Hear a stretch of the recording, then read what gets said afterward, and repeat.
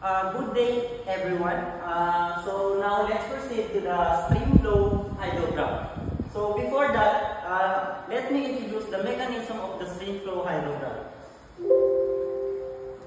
So we have Hortonian overland flow, or denoted as HOF, subsurface flow, denoted as SF, and the last is saturation overland flow, or denoted as SOF.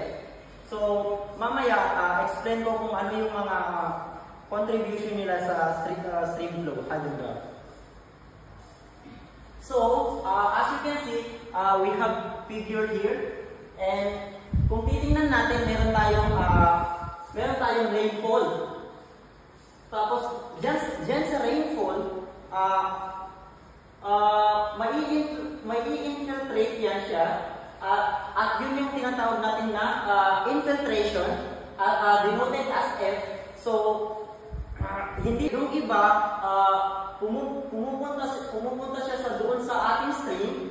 Then, yung mechanism na yun, or yung, in the other term is yung runoff. So, dito, ang tawag natin doon is yung, sabi ko kanina na SOF, or Hortonian overland flow.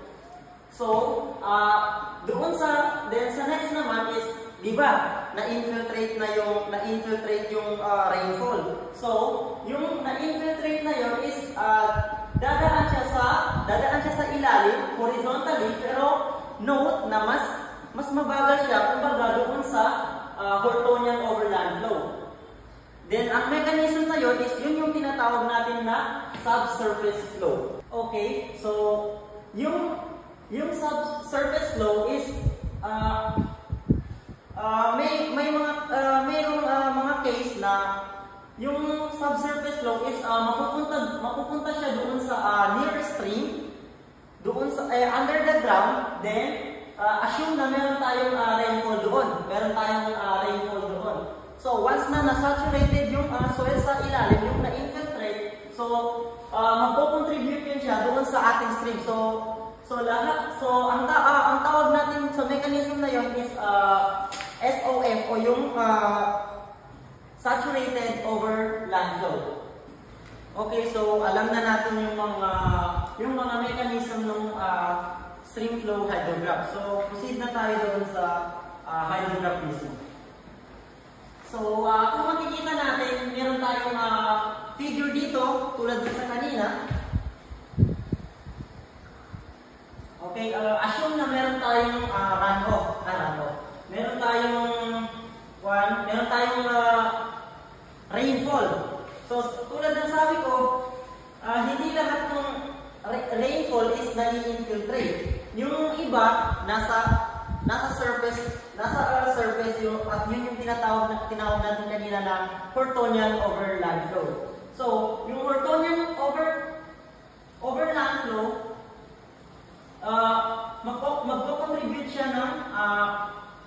magko-contribute siya dito sa ating stream. So, let's say meron ang graph niya is ganito, itong blue na ito. Then dito, di ba sabi ko kanina, hindi lahat na nai-infiltrate.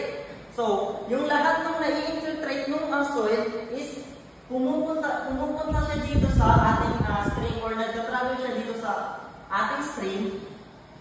Then, magko-contribute din siya dito sa ating stream. So, let's say, ang graph niya is ganito. Itong green na ito. So, para malaman natin yung total stream flow, ipa-plus lang natin yung graph ng total runoff, pati yung subsurface flow. So, dito, kung makikita mo, yung blue dito, then plus yung green na graph natin kanina. Ito. So, ito yung tinatawag natin na total stream flow. So, yung blue dito, yan yung tinatawag nila na direct runoff. Then, kung sa total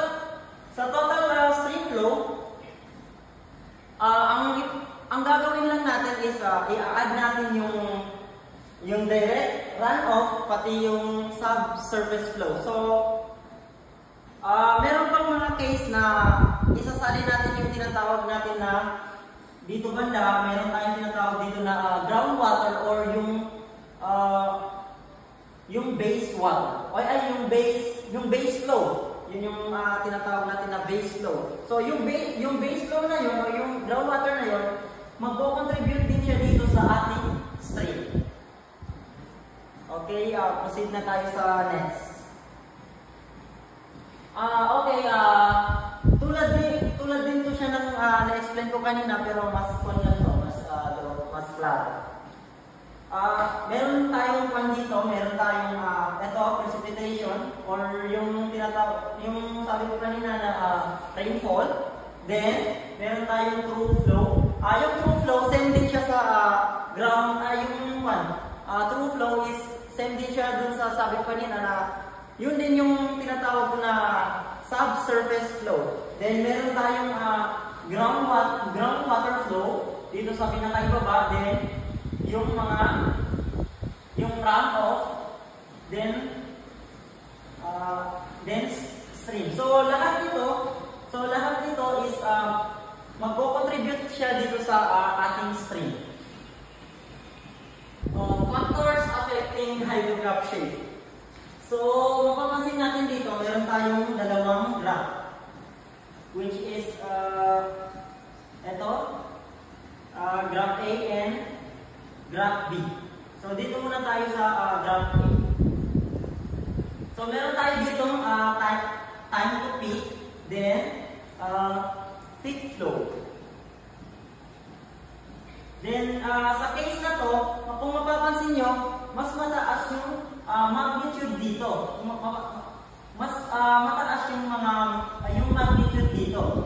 So dito sa graph na to, meron tayong mga cases.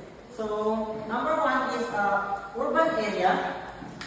Kung nasa urban area tayo, syempre wala masyadong less masyado yung tubig na nai-infiltrate. Kasi nga nasa urban tayo. Then number two is high intensity rainfall. So, dito sa high intensity rainfall, ito yung mga malakas na pag-ulan. So, kaya mataas yung magnitude niya dito. Syempre, di ba, sabi ko kanina na mas less yung nai-infiltrate na water, kaya mas mabilis yung runoff. So, mas mabilis din mapupuno yung ating stream. So, dito naman sa hydrograph B, kung mapapansin nyo, mababa lang yung magnitude dito. Mababa lang yung magnitude niya dito. So, meron din tayo mga cases dito.